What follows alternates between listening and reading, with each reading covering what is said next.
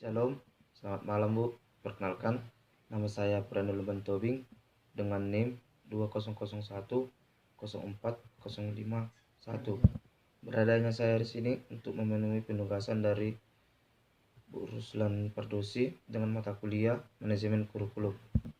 Baik, saya akan menjelaskan webinar yang saya amati, yaitu dengan perikop Paradigma Pendidikan Baru. Yang menjadi moderator dalam webinar ini yaitu Dr. Lani Anggraini, SPD, MM, Rektorat Sekolah Dasar. Dan yang menjadi narasumbernya Aminuddin, SPD, SIP, MM, sebagai Kepala Dinas. Dan Made Astika, SPD, sebagai Kepala Dinas juga. Baik, saya akan menerangkan webinar saya, yaitu Merdeka Belajar adalah program kebijakan dari Kementerian Pendidikan dan Kebudayaan Republik Indonesia atau Kemendikbud Republik Indonesia yang dicanangkan oleh Menteri Pendidikan dan Kebudayaan Republik Indonesia. Kabinet Indonesia Maju Nadiem Anwar Makarim, yaitu 1. Esensi kemerdekaan berpikir menurut Nadiem harus didahului oleh para guru sebelum mereka mengajarkan pada siswa-siswinya. Nadiem menyebut dalam kompetensi guru di level apapun, tanpa ada proses penerjemahan dari kompetensi dasar dan kurikulum yang ada, maka tidak akan pernah ada pembelajaran yang terjadi.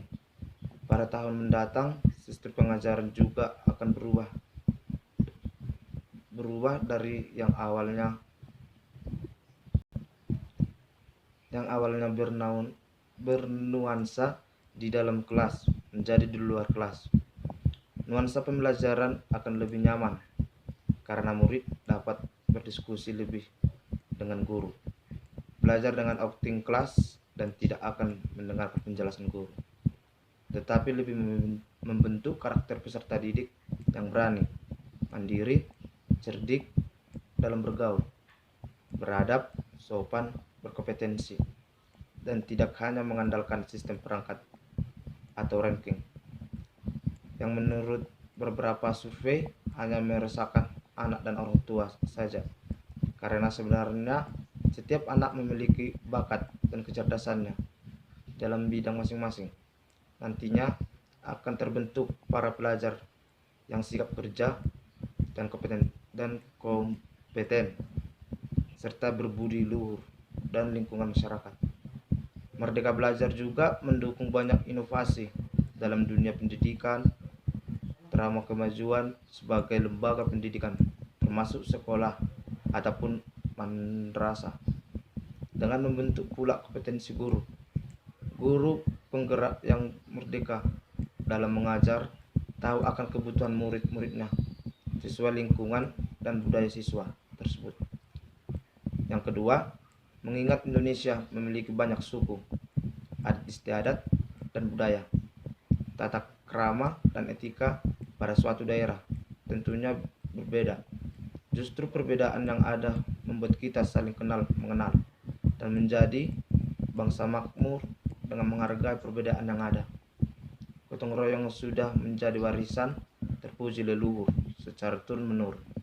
Nilai Pancasila dan yang tertuang dalam Bhinneka Tunggal Ika dari Kitab Kakawin Sutasoma wajib menjadi nilai yang dipegang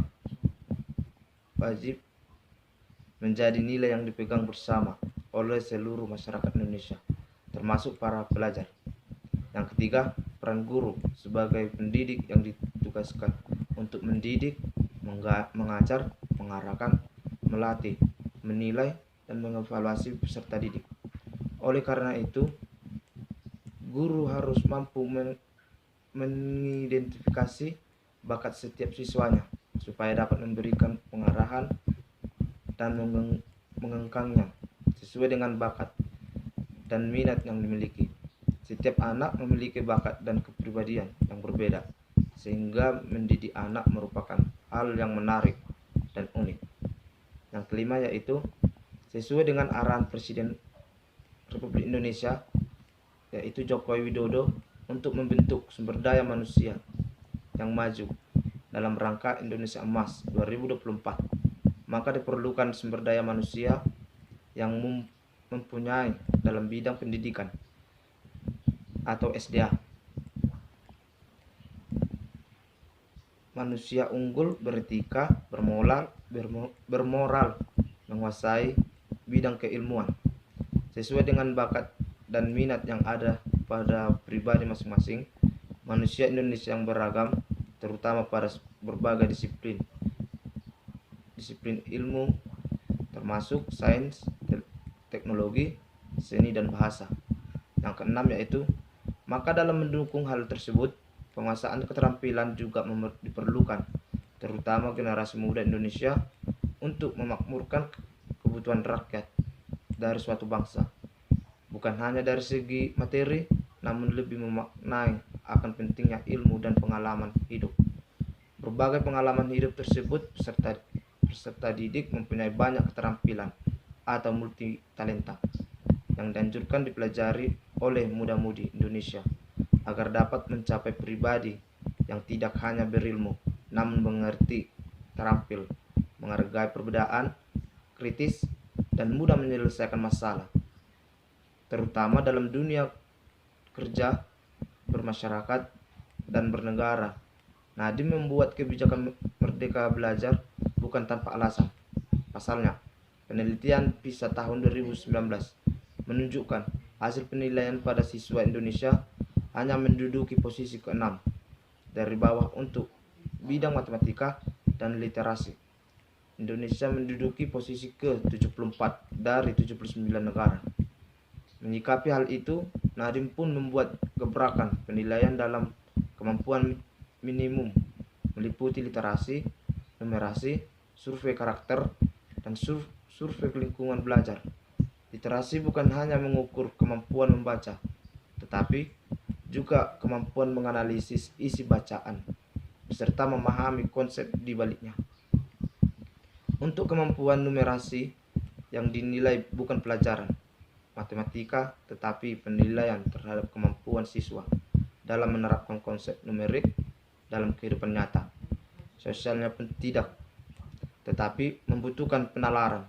Satu aspek sisanya, yakni survei karakter, bukanlah sebuah tes, melainkan pencarian sejauh mana penerapan asas-asas Pancasila oleh siswa.